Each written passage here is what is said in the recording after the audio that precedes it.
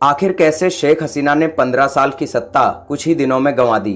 क्या गलती रही शेख हसीना की या उन्हें हटाने की कोई साजिश थी?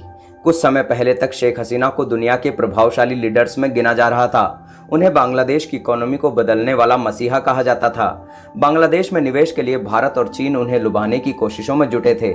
अब ऐसा क्या हो गया कि 15 साल से सत्ता पर काबिज हसीना खुद अपने देश में सुरक्षित नहीं रहीं और भारत आ गईं?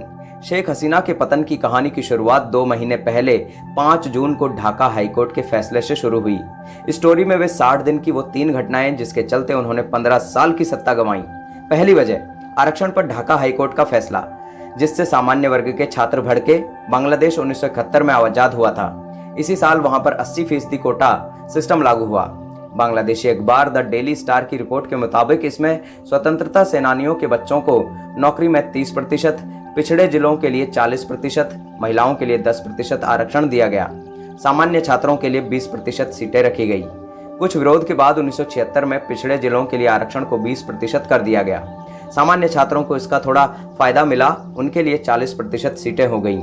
1985 में पिछड़े जिलों का आरक्षण और घटाकर 10% कर दिया गया और अल्पसंख्यकों के लिए 5% कोटा जोड़ा गया। इससे सामान्य छात्रों के लिए 45% सीटें हो गईं।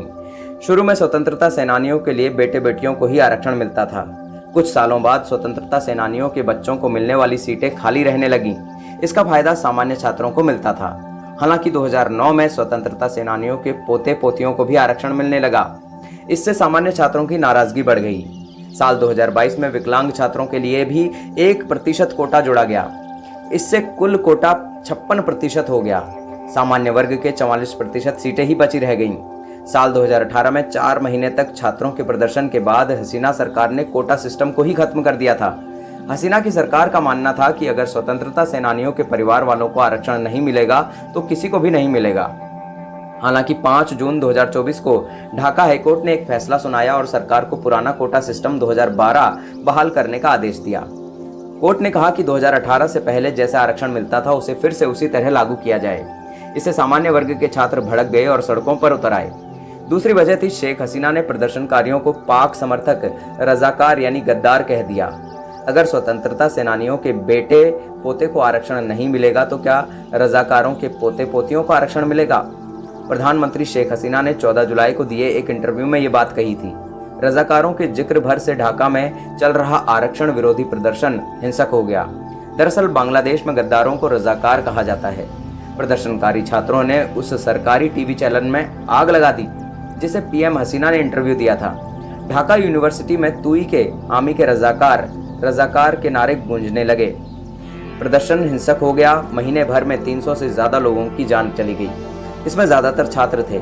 मीडिया रिपोर्ट्स के मुताबिक शेख हसीना ने प्रदर्शनकारियों को अपमानित करने के लिए और जनता के बीच उनकी छवि को नुकसान पहुंचाने के लिए उन्हें रजाकार बुलाया था। अपनी मांग के लिए प्रदर्शन कर रहे छात्रों को रजाकार बुलाना हसीना को भारी पड़ गया। बयान से पहले शेख हसीना ने भी ये नहीं सोचा होगा कि प्रदर्शनकारियों को रजाकार कह देना उनकी सरकार को इतना भारी पड़ेगा कि बांग्लादेश का प्रदर्शन पूरी दुनिया की निगाह में आ जाएगा। छात्रों ने रजाकार शब्द को सरकार के खिलाफ अपना हथियार बना लिया। उन्होंने जनता के बीच ये मैसेज दिया कि सरकार कैसे परीक्षा की तैयारी कर रहे छात्रों को सिर्फ अपनी मांग रखने के लिए गद्दार साबित करना चाहती है। बांग्लादेशी अखबार द डेली स्टार के अनुसार प्रधानमंत्री के बाद उनकी पार्टी के बाकी नेताओं ने भी इसी तरह के बयान देकर प्रदर्शनकारी छात्रों के आक्रोश को और ज्यादा भड़का दिया। समाज कल्याण मंत्री दीपू मोनी ने कहा, रजाकारों को बांग्लादेश के पवित्र झंडे को थामने का कोई अधिकार नहीं है। वहीं सूचना और प्रसारण राज्य मंत्री मोहम्मद अली अराफात ने कहा, रजाकारों की कोई भी मांग स्वीकार नहीं की जाएगी। नेताओं के ऐसे बयानों से उग्र हुए छात्रों का प्रदर्शन तेज हो गया। सरकार जिन्हें गद्दार यानी रजाकार साबित करना चाहती थी वे जनता की नजरों में हीरो बन गए। हसीना ने जिन रजाकारों का जिक्र किया वे आखिर हैं कौन? साल 1971 बांग्लादेश के लिए हुई जंग में पाकिस्तान को सरेंडर करे 2 दिन गुजर चुके थे। 18 दिसंबर की सुबह ढाका के बाहरी इलाके में एक के बाद एक 125 लाशें मिलती हैं। सभी के हाथ पीछे बंधे थे। इनकी पहचान कर पाना भी मुश्किल हो रहा था। उनमें से कुछ को गोली मारी गई थी, कुछ का गला घोंटा गया था तो कुछ को राइफल में लगे चाकू से गोद दिया गया था। ये सभी 125 लोग बांग्लादेश की जानी मानी हस्तियां थी। ये उन 300 लोगों में से थे जिन्हें रजाकारों ने बंधक बना लिया था ताकि उनकी जान के बदले वे बांग्लादेश में लगातार आगे बढ़ रही भारतीय सेना से अपनी बात मनवा सकें। हालांकि जैसे ही उन्हें पाकिस्तान के घुटने टेक देने की भनक लगी, रजाकारों ने सभी बंधकों को मार डाला। ढाका के बाहर एक फैक्ट्री और मस्जिद को रजाकारों ने ठिकाना बनाया था। यहाँ से वे उन लोगों पर भी गोलियां बरसार रहे थे जो अपने रिश्तेदारों की लाशें पहचानने के लिए वहां पहुंच रहे थे। भारतीय सैनिकों को जैसे ही इसकी जानकारी मिली, वे तुरंत वहां पहुंचे और फैक्ट्री को रजाकारों से छुड़ाया। फैक्ट्री के पास और भी बंगालियों की लाशें मिली जिन्हें गड्ढों में फेंका गया था। भारतीय सेना की कार्यवाही में जिंदा बचे 2 रजाकारों को सरेंडर कर दिया गया। उन्होंने 300 लोगों की जान लेने की बात कबूल की। 1971 की जंग के दौरान बांग्लादेश में रजाकार होना कोई आम बात नहीं रह गई थी। रजाकार अरबी का शब्द है जिसका मतलब है स्वयंसेवक या साथ देने वाला। हालांकि बांग्लादेश में इसे बहुत अपमानजनक माना जाने लगा। रजाकार का मतलब गद्दार हो गया, जिन्होंने पाकिस्तानी जनरल टिक्का खान के इशारों पर 1971 की लड़ाई में अपनों का ही खून बहाया था।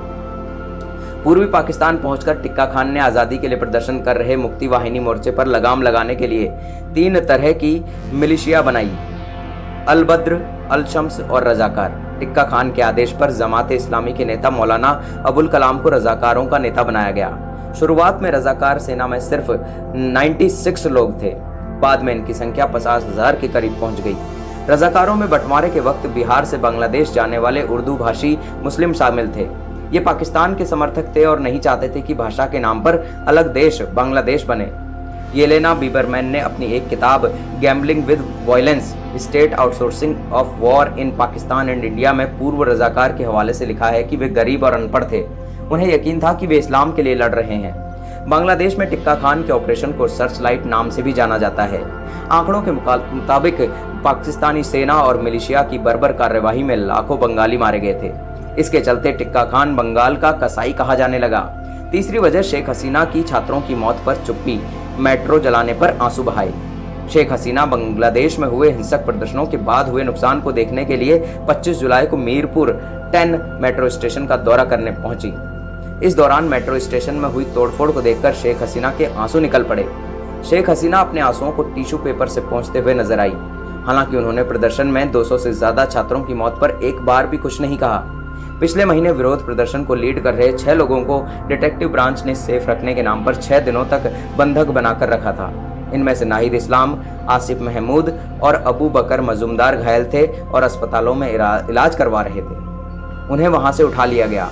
इन सभी से आंदोलन को वापस लेने के लिए जबरदस्ती वीडियो बनवाया गया। जब ये कैद में थे तब गृह मंत्री ने यह दावा किया था कि इन्होंने अपनी मर्जी से आंदोलन को खत्म करने की बात कही है। जब मामला खुला तो प्रदर्शनकारियों का गुस्सा और ज्यादा भड़क गया। प्रदर्शन इतना बढ़ गया कि हजारों लोग सड़कों पर उतर गए और कहानी आगे की तख्ता पलट की आप सभी को पता है। इस सारी घटना पर आपकी क्या राय है, हमें कमेंट करके जरूर बताइएगा।